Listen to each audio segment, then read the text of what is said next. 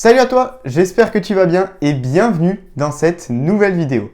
Aujourd'hui, j'avais envie de m'intéresser avec toi sur un sujet qui nous préoccupe tous. En effet, c'est l'un des fondements de cette chaîne, c'est Power Platform.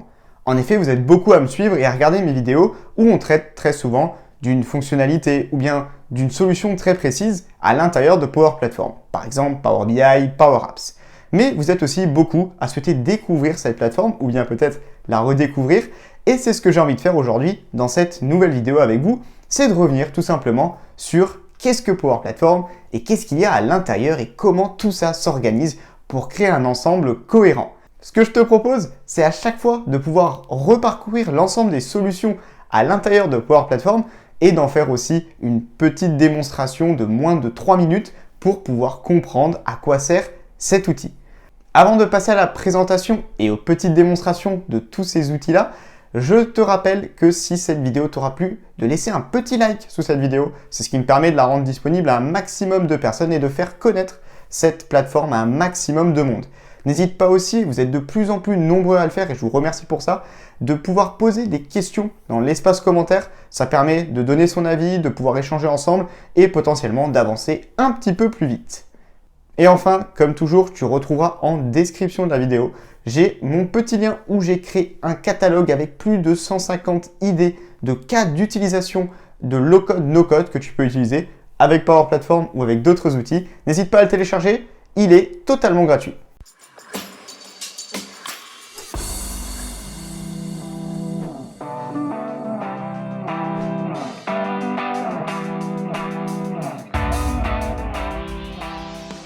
Alors tout d'abord, qu'est-ce que Power Platform ?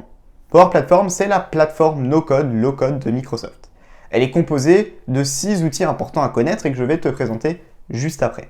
C'est une plateforme qui est parfaitement connectée aujourd'hui avec déjà Office 365, qui est utilisé dans de nombreuses entreprises partout dans le monde et qui va te permettre de te connecter très facilement avec des outils comme Excel, SharePoint, Microsoft Teams. Ensuite, c'est une plateforme qui est aussi connectée à l'outil de CRM et d'ERP de Microsoft, Dynamics 365, afin que tu puisses étendre les cas d'utilisation de ces applications métiers pour pouvoir aller encore plus loin dans les scénarios grâce à du low-code et à du no-code. Et enfin, tu retrouves le cloud de Microsoft, Azure, où tu vas pouvoir utiliser des capacités d'Azure et des services Azure pour encore une fois aller beaucoup plus loin dans tes cas d'utilisation no-code, low-code. Par exemple, pour gérer la sécurité de ta plateforme low-code, tu vas pouvoir utiliser par exemple Azure Active Directory. Ou bien si tu souhaites aller beaucoup plus loin dans des cas utilisant de l'intelligence artificielle, tu vas par exemple pouvoir utiliser des services cognitifs disponibles dans Azure. Ou bien te connecter à l'ensemble des services de données disponibles aussi dans Azure. Et enfin, c'est une plateforme Microsoft, comme tu as pu le voir, mais c'est aussi une plateforme qui va te permettre d'aller te connecter à d'autres éditeurs du marché. Par exemple, il existe des connecteurs, aujourd'hui il y en a plus de 500, des connecteurs comme Google, Salesforce, SAP. Donc c'est vraiment une plateforme qui est totalement ouverte à d'autres éditeurs du marché et aussi via des API, qui est le fondement du no-code, low-code, directement à des API que tu as déjà en entreprise et à laquelle tu vas tout simplement pouvoir aller te connecter. Mais commençons tout de suite avec Power Apps. Power Apps, c'est l'outil de création d'applications en low-code à l'intérieur de Power Platform. Tu vas pouvoir créer 3 types d'applications avec Power Apps. Des applications Canvas, qui vont être des applications totalement customisables, téléphone, tablette ou PC. Tu vas retrouver des Model Driven Apps, qui arrivent déjà avec une interface prédéfinie, et tu vas pouvoir modifier à l'intérieur le contenu, les formulaires. Et enfin, tu as aussi Power Apps Portal, qui va te permettre de créer des sites web, des portails en low-code, et de pouvoir les partager avec des utilisateurs externes à ton organisation. Parce que oui, Power Apps, ça cible avant tout d'abord les personnes à l'intérieur de ton organisation. Pour te partager quelques cas d'utilisation très connus de Power Apps, tu as par exemple des applications, si tu utilises une application pour poser des jours de congé, tu vas être capable de par exemple la moderniser avec Power Apps en te connectant à la base de données juste derrière et de pouvoir créer une nouvelle interface en low-code qui est peut-être plus intuitive. Avec Power Apps, tu peux aussi créer des applications par exemple pour les personnes sur le terrain. Imaginons que tu es une entreprise qui travaille dans le bâtiment, tu pourrais très bien équiper l'ensemble de tes employés d'une application mobile pour pouvoir remonter des incidents de sécurité qui arrivent sur des chantiers par exemple. C'est des cas qu'on a beaucoup vus avec Power Apps. Et comme toujours avec Power Apps et Power Platform, tu vas pouvoir solliciter les connecteurs pour pouvoir faire beaucoup de choses. Alors ici, par exemple, vous retrouvez une application qui a été créée sur Power Apps et qui me permettrait de pouvoir avoir une vue sur l'ensemble des notes de frais que j'ai créées, celles qui sont toujours en attente d'approbation par un manager, par un responsable financier, et celles qui ont déjà été approuvées. Ici, par exemple, vous pouvez voir que j'ai une note de frais de 3200 $ qui est ouverte. J'en ai une seconde en attente de 1490 et enfin 2 autres qui ont été déjà approuvés. Je pourrais par exemple ici filtrer ma donnée sur des dates ou classer directement ces notes de frais par date. Je pourrais aussi bien entendu ici créer une nouvelle note de frais, donner des dates, ajouter un titre, donc ici ma note de frais, ajouter un approuveur qui pourrait être une personne de mon organisation, par exemple ici Nancy, et reporter directement un centre de coût. J'ai juste à la créer, ajouter un commentaire par exemple. Lorsque je reviens au menu principal, je retrouve bien ma note de frais que je viens de créer à l'instant. Enfin, rapidement ici, vous pouvez voir que toute l'application a été développée en low-code à l'aide de Power Apps et on retrouve ici les différents écrans qui me permettraient de faire bien d'autres choses dans cette application, de l'avoir aussi par exemple ici en français ou de pouvoir aussi permettre des écrans pour des administrateurs afin qu'ils puissent valider les notes de frais. Power Automate, c'est le cerveau de la plateforme. C'est ce qui va te permettre d'aller automatiser des tâches et des actions. À l'intérieur de Power Automate, on retrouve 3 grandes catégories d'automatisation. La première, c'est la DPA, Digital Process Automation.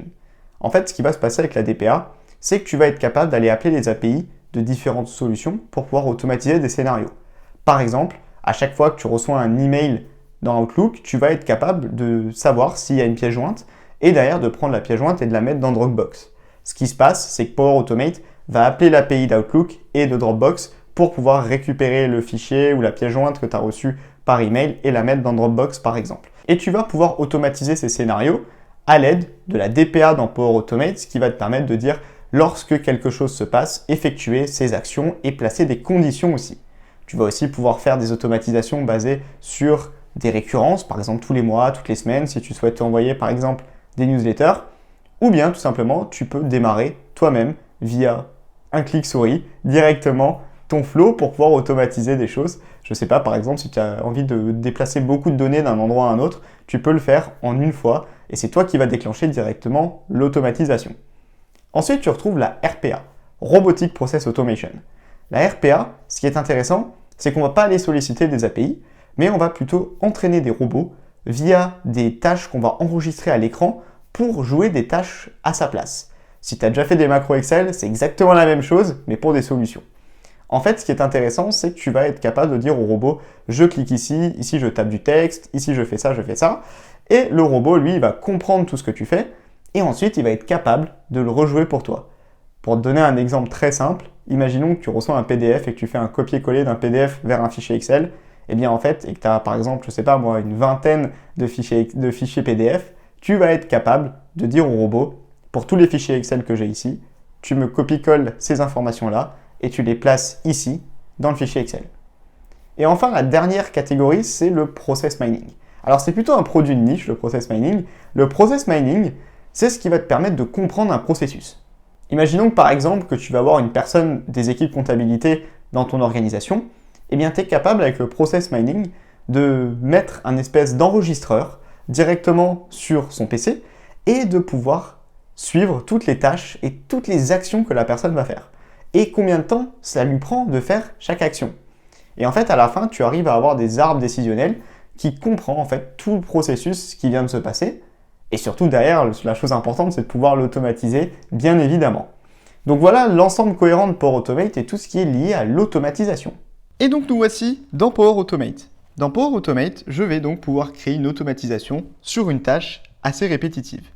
En fait, ce que j'ai envie de faire ici, c'est de pouvoir faire en sorte que lorsque je crée un nouvel élément dans une liste SharePoint, je puisse avoir directement un message sur une équipe Microsoft Teams.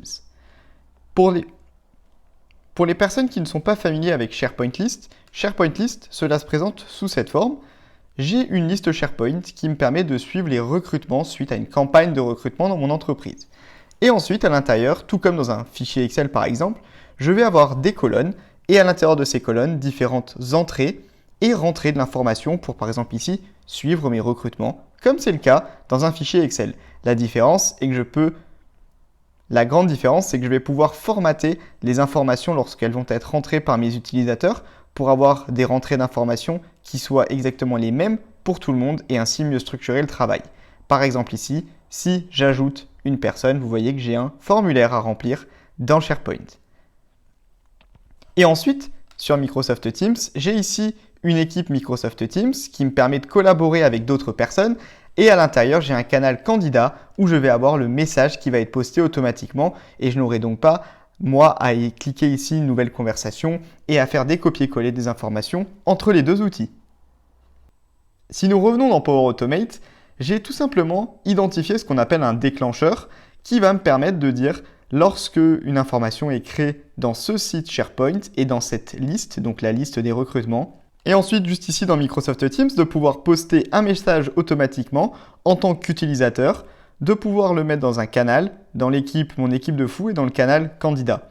Ce message va comprendre ici des informations qui auront été renseignées dans la liste SharePoint, notamment le titre, donc le nom et le prénom de la personne, ainsi que la position à laquelle la personne a candidaté. Et je vous montre ça tout de suite. À présent, pour déclencher cette automatisation, il me suffit juste de créer une nouvelle entrée ici pour un candidat qu'on va appeler Damien, pour un job de designer et qui est pour l'instant en attente. J'ai juste à présent ici à sauvegarder dans SharePoint List le nouveau candidat et ensuite, d'ici quelques secondes, de me rendre dans Microsoft Teams pour voir que le message aura été posté directement dans le bon canal. Et comme vous pouvez le voir ici, nous sommes bien dans le canal candidat et le message a été posté automatiquement. Attention, le ou la candidate Damien a été ajouté à la liste des candidats pour le job de designer. Et vous avez pu le voir, on a réussi à automatiser toute cette opération à l'aide de Power Automate. Ensuite, on retrouve le produit qui est certainement le plus connu de Power Platform, c'est Power BI. Power BI, ça fait plus de 15 ans qu'il est élu leader sur la business intelligence par Gartner. Donc c'est vraiment un produit qui a fait ses preuves sur le marché et qui continue d'évoluer de manière assez phénoménale. Power BI, il va te permettre de pouvoir créer des tableaux de bord immersifs en te connectant, encore une fois via les connecteurs, à une multitude de sources de données. Dans Power BI, tu vas retrouver 3 choses importantes. Power BI Desktop, qui est une application desktop que tu vas installer et qui va te permettre de faire des tableaux de bord, de les construire. Ensuite, tu vas retrouver Power BI Service. Il va te permettre de pouvoir consulter et consommer des tableaux de bord qui t'ont été partagés par d'autres personnes de tes équipes, de ton organisation. Et enfin, tu as Power BI Mobile. Je pense que tu as compris, Power BI Mobile, ça te permet de pouvoir consulter tous ces tableaux de bord sur mobile. Power BI, c'est un outil, finalement, ce qui va toujours se passer dans Power BI.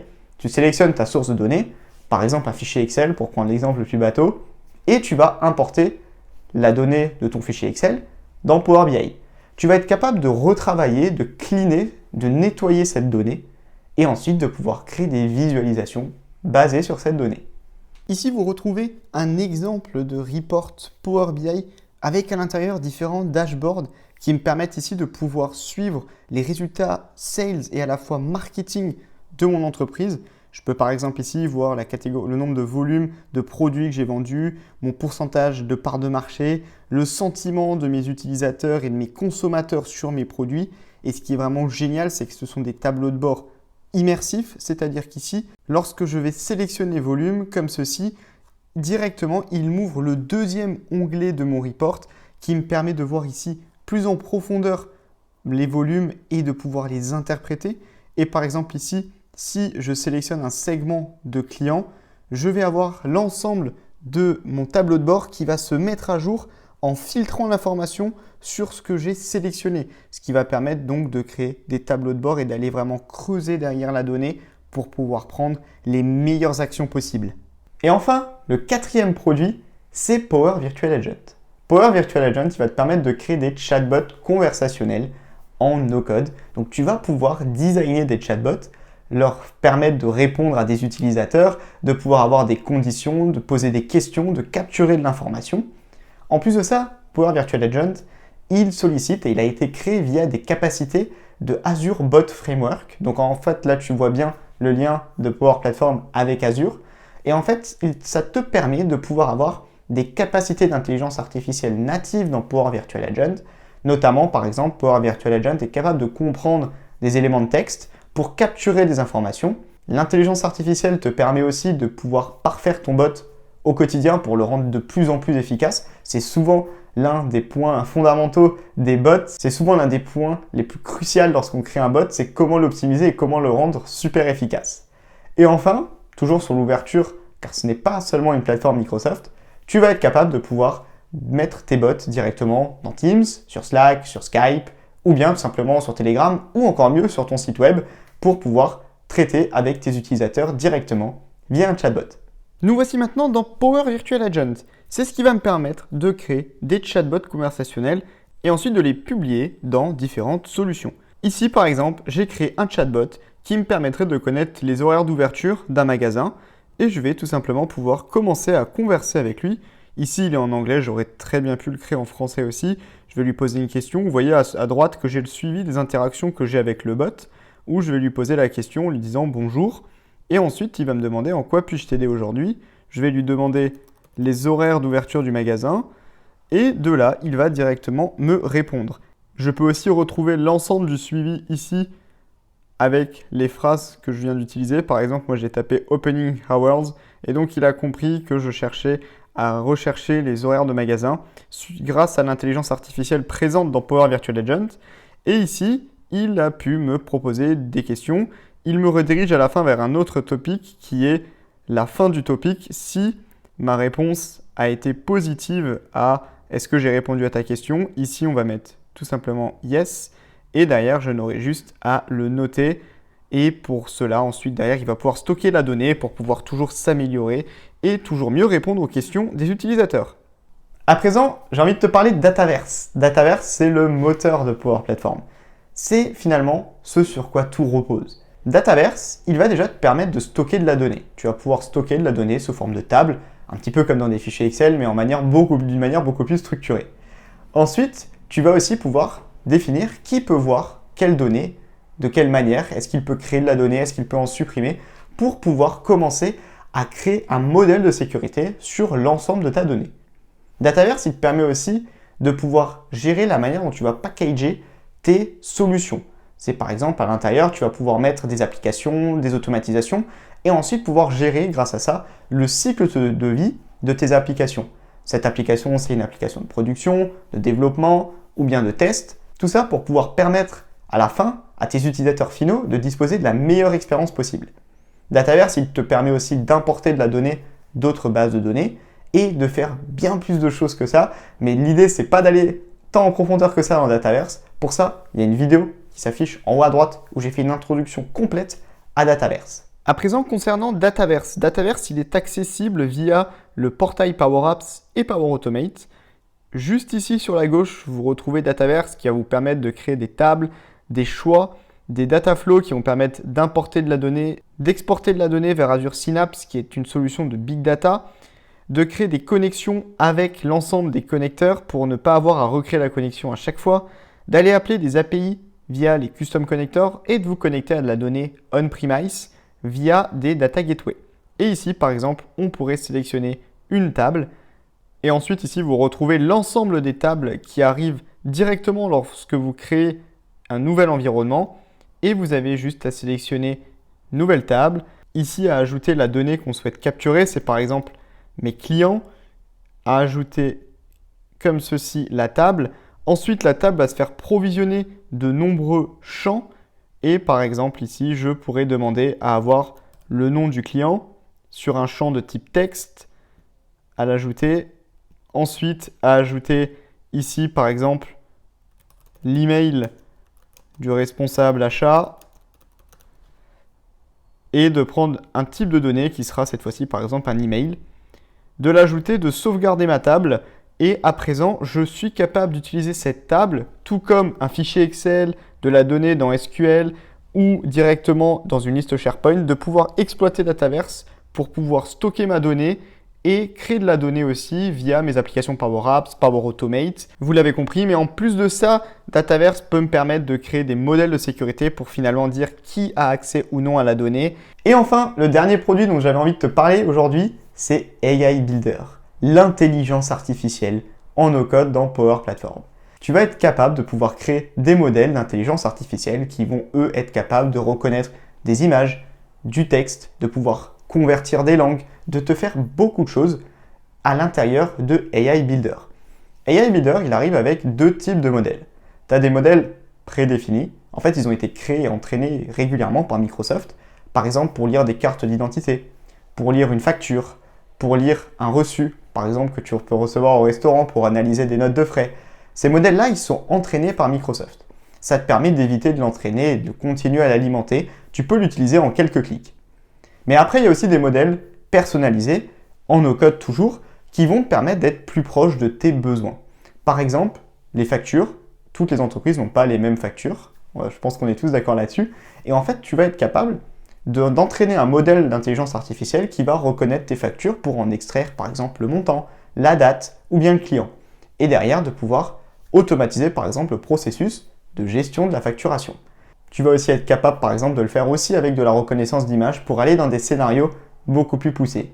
Et ensuite, l'intelligence artificielle, elle est en no-code, mais si elle n'est pas assez puissante, eh bien, comme je le disais, tu peux aussi t'appuyer sur Azure. Maintenant, en plus, dans AI Builder, tu peux même sélectionner un modèle d'intelligence artificielle, par exemple que tu as créé dans Google, dans Amazon ou bien dans Azure, et l'importer dans AI Builder, ce qui va te permettre de pouvoir le rendre disponible avec vraiment tout le monde dans ton organisation qui va être capable de l'utiliser. Concernant AI Builder, j'ai créé ici un modèle d'intelligence artificielle qui me permet de reconnaître des factures, ce qui pourrait être très intéressant pour des personnes sur le terrain, pour simplement avoir à prendre une photo de la facture, ou si des personnes, par exemple à la comptabilité, ont la facture sur leur PC, d'avoir juste à l'insérer dans l'application pour en extraire des champs et ensuite les placer dans un outil de facturation par exemple. Ici, je l'ai inséré directement dans une Power Apps et je vais vous montrer le résultat du test. Donc ici, j'ai simplement à sélectionner Analyser et à sélectionner ici une facture. Et lorsque j'ai sélectionné cette facture, comme vous pouvez le voir, AI Builder va en quelques secondes derrière m'extraire le numéro de facture, la date ainsi que le montant restant à payer pour pouvoir ensuite, par exemple ici, ajouter un bouton qui me permettrait d'envoyer ces informations dans une autre solution.